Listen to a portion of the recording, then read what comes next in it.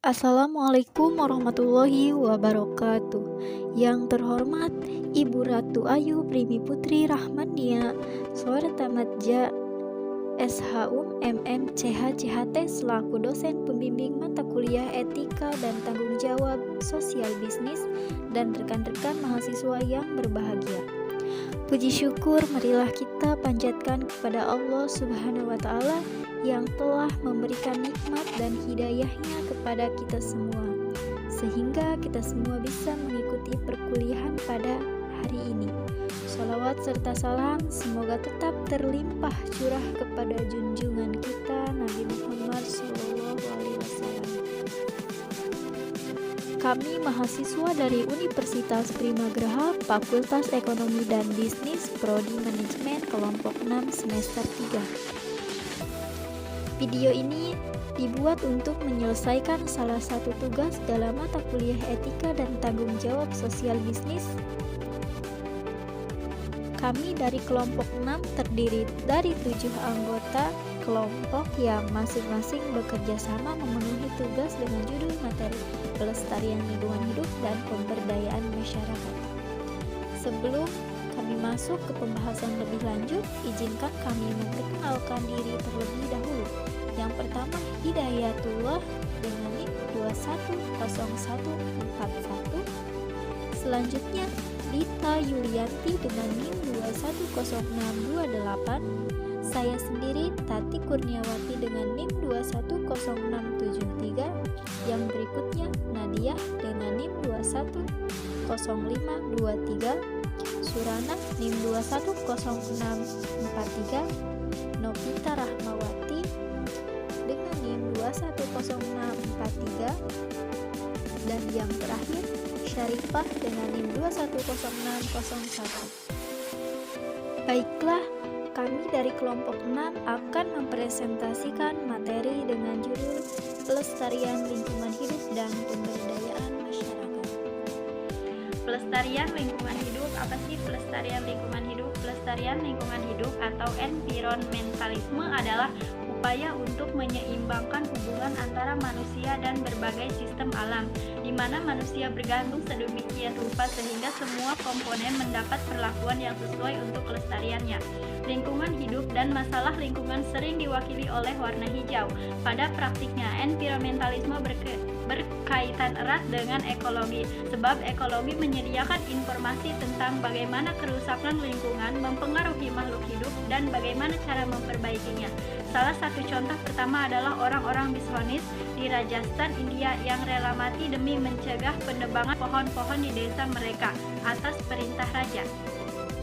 Undang-undang tentang lingkungan hidup terdapat pada Undang-Undang Republik Indonesia Nomor 32 Tahun 2009 tentang perlindungan dan pengelolaan lingkungan hidup. Apa saja yang termasuk dalam lingkungan hidup? Lingkungan hidup terbagi menjadi dua macam, yaitu lingkungan hidup alami dan lingkungan hidup buatan. Lingkungan hidup alami adalah lingkungan yang terdiri atas unsur abiotik, unsur biotik, organisme kecil, dan unsur biotik organisme kecil dan segala kondisi yang bekerja secara dinamis tanpa ada campur tangan manusia. Upaya menjaga kelestarian lingkungan hidup di masyarakat. Upaya menjaga kelestarian lingkungan hidup di masyarakat selain di rumah, menjaga kelestarian lingkungan hidup dapat juga kita lakukan di masyarakat dengan melakukan hal-hal seperti berikut. Pertama, bercocok tanam dengan bijak. Bercocok tanam dengan bijak dapat meningkatkan hasil panen untuk memberantas hama tanaman. Upaya untuk mengurangi penggunaan pestisida yang mengandung bahan-bahan kimia berbahaya. Kita juga dapat merotasi tanaman sebagai upaya menjaga keseimbangan ekosistem. Kedua, menggunakan produk dalam negeri. Menggunakan produk dalam negeri dapat mengurangi jumlah barang-barang impor yang mungkin saja mengandung bahan-bahan berbahaya yang dapat.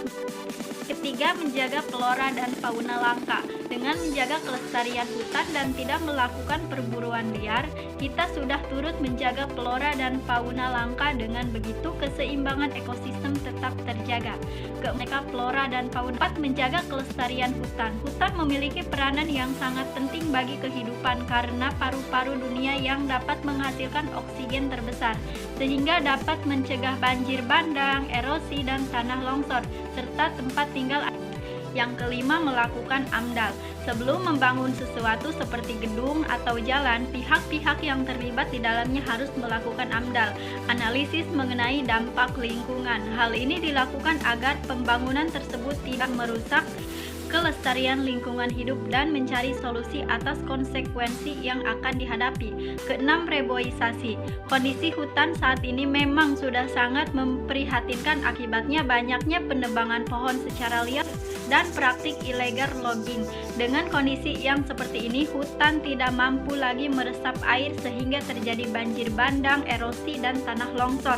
Karena itu kita harus melakukan reboisasi untuk tetap menjaga kelestarian. Selanjutnya yaitu upaya menjaga kelestarian lingkungan hidup di rumah.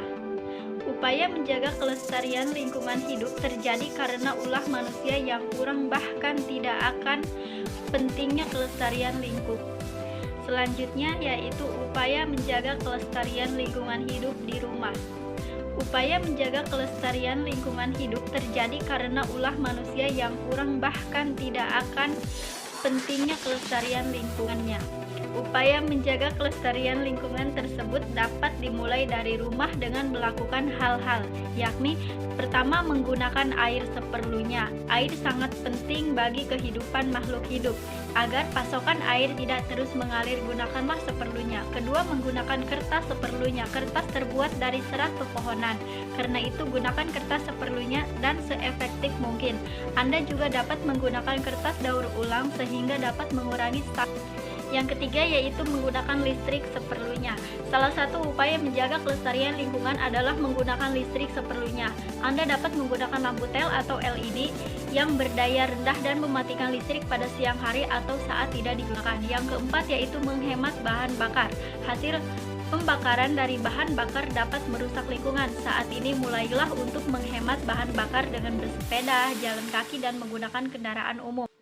Yang kelima yaitu mengurangi penggunaan bahan kimia berbahaya. Deterjen dan plastik menjadi penyumbang terbesar yang dapat merusak lingkungan. Bahan-bahan kimia yang terkandung di dalamnya sangatlah berbahaya dan sulit diuraikan. Yang keenam yaitu memisahkan sampah. Sebagai upaya menjaga kelestarian lingkungan, Anda dapat memisahkan sampah menjadi sampah anorganik dan sampah organik dan sampah kaca atau logam. Sampah anorganik dan sampah kaca atau logam dapat dimanfaatkan sebagai kerajinan tangan, sedangkan sampah organik dapat dimanfaatkan sebagai pupuk kompos. Itulah beberapa upaya menjaga kelestarian lingkungan hidup di rumah dan menjaga kelestarian lingkungan hidup di masyarakat. Dengan begitu, kelangsungan hidup makhluk hidup dapat berjalan dengan seimbang. Oke, di sini saya akan melanjutkan materinya, yaitu apa yang membedakan pendekatan hubungan manusia dengan lingkungan hidup. Yaitu, manusia hidup dalam lingkungan dan melakukan interaksi dengan komponen-komponen yang ada di lingkungannya. Interaksi tersebut dapat terjadi dengan komponen biotik maupun abiotik, serta sosial budaya. Pada awalnya, interaksi manusia dengan lingkungannya berjalan secara serasi atau selaras dan seimbang. Manusia dengan kemampuan ilmu pengetahuan dan teknologinya lebih bersifat eksploitatif terhadap alam, sehingga muncul permasalahan lingkungan yang terjadi karena pandangan manusia yang keliru terhadap alam. Manusia seringkali melanggar etika lingkungan karena menganggap dirinya terpisah dari lingkungannya. Karena itu, untuk menyelamatkan lingkungan harus ada perubahan yang mendasarkan pada diri manusia dalam memandang lingkungannya. Hubungan antara manusia dengan lingkungannya di daerah perkotaan, lingkungan didominasi oleh komponen-komponen kehidupan perkotaan, seperti jalan, jembatan, permukiman, perkantoran, hotel, dan lain-lain. Lingkungan alam telah diganti atau telah diubah secara radikal oleh lingkungan buatan atau binaan. Hubungan manusia dengan lingkungan bekerja melalui dua cara, yaitu pada satu sisi manusia dipengaruhi oleh lingkungan, tetapi pada sisi lain manusia mempunyai kemampuan untuk mengubah lingkungan. Karakteristik hubungan tersebut berbeda antara satu daerah dengan daerah lainnya. atau satu masyarakat dengan masyarakat lainnya. Pada daerah masyarakat yang memiliki tingkat peradaan yang telah maju, manusia cenderung dominan sehingga lingkungannya telah banyak yang berubah dari lingkungan alam menjadi lingkungan binaan hasil karya manusia. Dalam hubungan dengan lingkungan, manusia mengembangkan ilmu pengetahuan dan teknologinya. Dengan kemajuan teknologi saat ini, sebagian manusia menjadikan teknologi segala-galanya. Teknologi bukan lagi menjadi alternatif, tetapi telah menjadi keyakinan yang dapat menjadi hidup dan kehidupan manusia. Baik, materi selanjutnya yaitu tujuan pelestarian lingkungan. Yang pertama, melindungi wilayah Negara Kesatuan Republik Indonesia dan dari pencemaran atau kerusakan lingkungan hidup. Yang kedua, menjaga kelestarian fungsi lingkungan hidup. Yang ketiga, menjamin kelangsungan kehidupan makhluk hidup dan kelestarian ekosistem. Yang keempat, menjamin keselamatan, kesehatan, dan kehidupan manusia. Yang kelima, mengantisipasi isu lingkungan global. Yang keenam, mewujudkan pembangunan berkelanjutan. Yang ketujuh, mengendalikan pemanfaatan sumber daya alam secara bijaksana. Yang kedelapan, menjamin pemenuhan dan perlindungan hak atas lingkungan hidup sebagai bagian dari hak asasi manusia. Yang kesembilan, menjamin terpenuhnya keadilan generasi masa kini dan generasi masa depan. Dan yang kesepuluh, mencapai keserasian, keselarasan, dan keseimbangan. Yang selanjutnya ada upaya yang hendak dicapai dalam upaya pelestarian lingkungan hidup adalah pembangunan berkelanjutan menurut pasal 1 ayat 3 Undang-Undang Nomor 32 Tahun 2009 tentang perlindungan dan pengelolaan lingkungan hidup. Pembangunan berkelanjutan adalah upaya sadar dan terencana yang memadukan aspek lingkungan hidup, sosial, dan ekonomi ke dalam strategi pembangunan. Keterpaduan berbagai aspek tersebut tak lain berfungsi untuk menjamin keutuhan lingkungan hidup serta keselamatan, kemampuan, kesejahteraan, dan mutu hidup generasi masa kini dan generasi masa depan. Sementara itu, melansir dari laman Bappenas, terdapat beberapa indikator yang dapat digunakan sebagai penentu keberhasilan pembangunan berkelanjutan. Adapun indikator tersebut antara lain sebagai proporsi penduduk berdasarkan bahan bakar untuk mengolah makanan, yaitu ada yang pertama yaitu proporsi penduduk dalam penggunaan kayu bakar dan alam. Yang kedua ada proporsi luas lahan yang tertutup hutan. Yang ketiga ada rasio luas kawasan terhadap luas daratan. Yang keempat ada energi yang digunakan sesuai PDB. Yang kelima ada emisi karbon dioksida. Yang keenam ada jumlah konsumsi gas perusak global. Terima kasih kepada moderator yang telah memberikan kesempatan bagi saya untuk menyampaikan materi tentang pemberdayaan masyarakat. Di sini ada yang tahu pemberdayaan masyarakat itu bagaimana. Nah, di sini saya akan sampaikan tentang pemberdayaan masyarakat itu adalah sebuah konsep pembangunan ekonomi yang merangkum nilai-nilai sosial. Konsep ini mencerminkan paradigma baru pembangunan, yakni yang bersifat people-centered, participatory, empowering, and sustainable. Itu menurut Chambers. Pengertian pemberdayaan masyarakat. Pemberdayaan masyarakat adalah sebagai upaya mempersiapkan masyarakat seiring dengan langkah upaya untuk menguatkan kelembagaan masyarakat agar mereka memiliki kemampuan dalam mewujudkan kemajuan, kemandirian, kesejahteraan dalam suasana keadilan sosial yang berkelanjutan.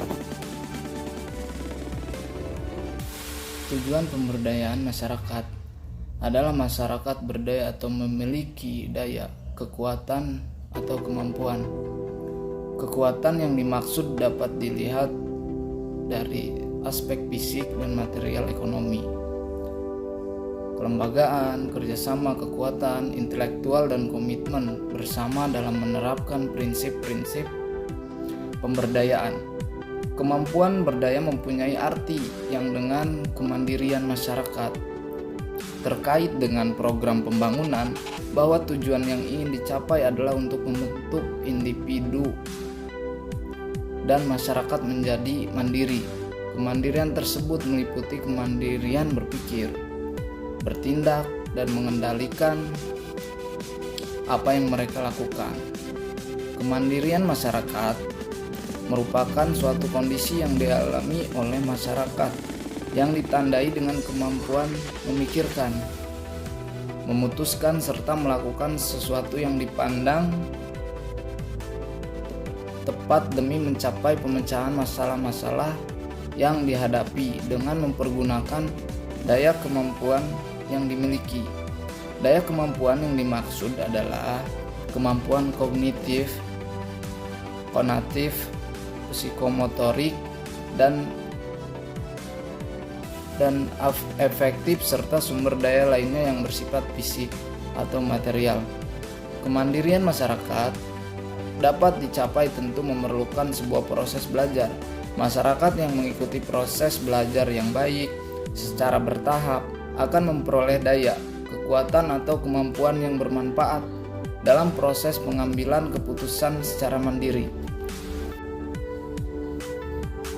Strategi pemberdayaan masyarakat, metode pendekatan yang sesuai, yaitu terbagi menjadi 3. Terdapat 3 cara pendekatan dalam bagian ini. Yang pertama, komunikasi yang baik, pendampingan berkelanjutan, berfokus pada masyarakat. Yang keempat, membangun networking. Kelima, kompetensi agen pemberdayaan. 5, langkah-langkah pemberdayaan masyarakat. Pengertian menurut para ahli. Yang pertama, menurut Rappaport, pengertian pemberdayaan masyarakat adalah sekumpulan praktek dan kegiatan yang diungkapkan dalam bentuk simbol-simbol. Simbol-simbol tersebut kemudian mengkomunikasikan kekuatan yang tangguh untuk mengubah hal-hal yang terkandung dalam diri kita atau inner space, orang-orang lain yang dianggap penting, serta masyarakat kita.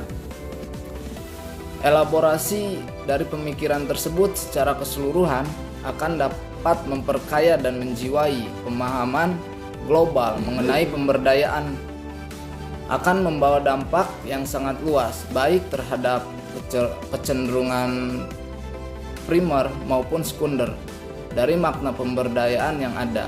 Yang kedua, menurut Sumodiningrat, arti pemberdayaan masyarakat atau society empowerment adalah agenda konsep dan pembangunan yang mendukung kemampuan masyarakat. Tujuan yang diharapkan dalam pemberdayaan ini ialah menciptakan kehidupan masyarakat yang mandiri, baik dalam bidang ekonomi, arti pendidikan, ataupun dalam bidang industri. Yang ketiga, menurut Russell, Ehrlich, dan Rivera, menurutnya definisi pemberdayaan masyarakat, khususnya dalam komunitas yang operasif, merupakan respon yang esensial untuk dapat mengikuti perubahan kehidupan ekonomi politik bagi masyarakat yang ada dalam kehidupannya. Yang keempat, menurut pendapat Pine, definisi konsep pemberdayaan masyarakat pada dasarnya adalah upaya sekumpulan orang yang memilih untuk menjadikan dirinya dalam menempuh keadilan dan terdapat menjadi secara efektif, esensial, dan struktural, baik dalam kehidupan keluarga, masyarakat, negara, regional, maupun internasional, termasuk di dalam bidang politik, ekonomi maupun lainnya. Halo guys. Konsep pemberdayaan masyarakat yang pertama, proses. Proses yakni suatu pemberdayaan yang menekankan pada proses struktural, kekuasaan, kekuatan, atau kemampuan kepada masyarakat agar individu yang bersangkutan menjadi lebih berdaya satu sama lainnya. Keberdayaan ini membentuk dengan kerjasama dan saling mendorong antar kehidupan masyarakat. Yang kedua, sekunder. Sekunder yakni suatu konsep pemberdayaan masyarakat yang menekankan pada proses menstimulasi dalam mendorong masyarakat untuk meningkatkan kemampuan atau keberdayaan melalui dialog yang interaktif, antara pihak satu dengan lainnya yang sesuai dengan kepentingan masyarakat. Keberdayaan masyarakat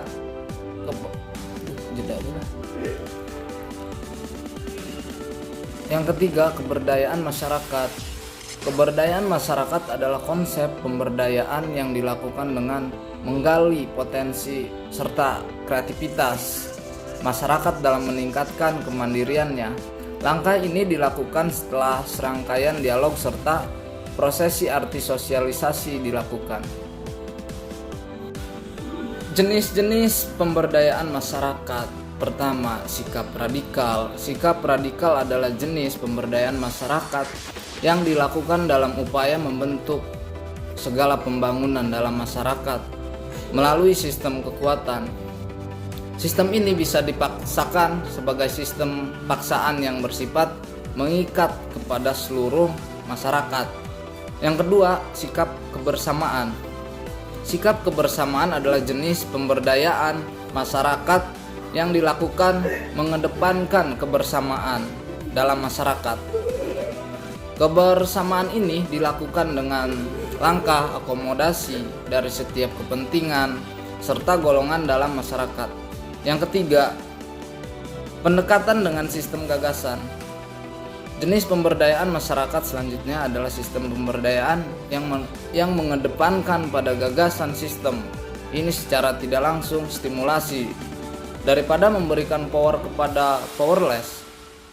Keadaan ini bisa dikomodir masyarakat melalui syarat interaksi sosial dalam masyarakat yang baik dan akhirnya menimbulkan integrasi kepentingan bersama. Terima kasih atas presentasi dan menyampaikan materi kali ini akan dilanjutkan oleh teman saya.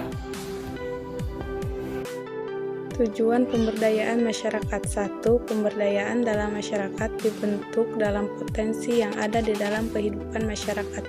2. Pemberdayaan masyarakat dilakukan dengan tujuan memperkuat potensi. 3. Pemberdayaan dilakukan sebagai langkah meningkatkan potensi sosial. 4. Tujuan pemberdayaan dalam masyarakat dilakukan dalam upaya membentengi masyarakat dari berbagai ketertindasan dalam aspek-aspek ekonomi. Contoh pemberdayaan masyarakat. 1. Komunitas memberikan keterampilan dalam membuat kasur lantai kepada para ibu-ibu pengajian. Langkah ini dilakukan berbagai komunitas untuk menghasilkan kemampuan ekonomi ibu-ibu serta mendorongnya agar lebih kreativitas dalam melihat peluang kerja yang dihasilkan. Apalagi kebutuhan akan kasur lantai menjadi salah satu kebutuhan sekunder dalam kehidupan setiap arti keluarga. 2. Masyarakat desa. Contoh lainnya mengenai kasus atas ide pemberdayaan masyarakat desa bisa dilakukan dengan memberikan wawasan mengenai internet marketer. Tujuan pemberdayaan ini dilakukan dalam upaya mendistribusikan hasil pertanian masyarakat kepada khalayak umum. Hal ini cenderung penting mengingat pada saat ini globalisasi dan ekonomi tidak bisa dipisahkan dalam kehidupan bermasyarakat. Tugas pokok dan fungsi bidang pemberdayaan masyarakat. Bidang pemberdayaan masyarakat mempunyai tugas melaksanakan perumusan dan pelaksanaan kebijakan, penyusunan norma, standar, prosedur, dan kriteria, dan pemberian bimbingan teknis serta monitoring, evaluasi, dan pelaporan di bidang penguatan, kelembagaan dan partisipasi masyarakat, pengembangan teknologi, tepat guna data, dan profil kelurahan. Jadi, bidang pemberdayaan masyarakat dipimpin oleh kepala bidang yang berada di bawah dan bertanggung jawab langsung kepada kepala dinas. Bidang pemberdayaan masyarakat membawahkan seksi yang dipimpin oleh kepala seksi dan bertanggung jawab langsung kepada kepala bidang. Di sini ada bidang pemberdayaan masyarakat mempunyai fungsi. Ada 6 fungsi. Yang pertama, penyusunan dan pelaksanaan rencana program dan kegiatan sesuai bidang tugasnya. Yang kedua, perumusan kebijakan daerah dalam penguatan kelembagaan dan partisipasi masyarakat.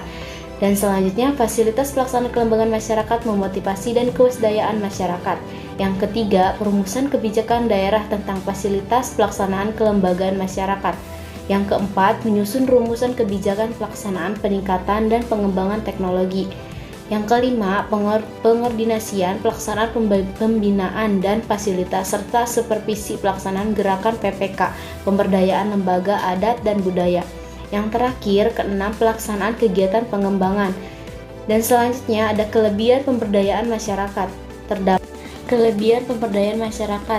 beberapa kelebihan dari pemberdayaan masyarakat. Yang pertama, menyederhanakan koordinasi antar individu. Yang kedua, saling memberi motivasi antar individu. Yang ketiga, meningkatkan kesejahteraan dalam skala besar. Yang keempat, pengguna sumber daya lebih efektif dan efisien. Yang terakhir, mampu meningkatkan dan memperbaiki hidup masyarakat kelompok baik di bidang ekonomi maupun di sosial. Selanjutnya ada kekurangan pemberdayaan masyarakat. Meski memiliki kelebihan, pemberdayaan masyarakat juga memiliki beberapa kekurangan. Di antaranya yang pertama, partisipasi setiap individu berbeda-beda sehingga menghindari pembangunan. Yang kedua, sering terjadi perbedaan pendapat antara satu orang dengan beberapa orang sehingga muncul konflik baru. Yang terakhir, keberhasilan pemberdayaan komunitas beragam sehingga bergabung di dalamnya. Pemberdayaan masyarakat memiliki kekurangan, diantaranya 1. Partisipasi setiap individu yang berbeda-beda sehingga menghambat pembangunan. Dan yang kedua, sering terjadinya perbedaan pendapat antara satu dan yang lainnya sehingga timbulnya konflik baru. Dan yang ketiga, keberhasilan pemberdayaan komunitas bergantung individu yang bergabung di dalamnya. Dan yang keempat, kurangnya kemampuan masyarakat dalam berekreasi kritis dan logis. Dan yang kelima, kegiatan pemberdayaan selama ini ditunjukkan pada masyarakat lokal dan permasalahan sosial saja. Dan yang kelima, ketergantungan sumber dana dari luar. Dari penjelasan dapat disimpulkan bahwa konsep pemberdayaan tidak hanya mengarah secara individu, tetapi juga kolektif. Semua itu harus menjadi bagian dari aktualisasi dan koaktualisasi eksistensi manusia, dan kemanusiaanlah yang menjadi topik tolak ukur normatif, struktural, dan substansial dalam kehidupan masyarakat. Maka keduanya harus seimbang antara pelestarian lingkungan hidup dan pemberdayaan masyarakat. Terima kasih.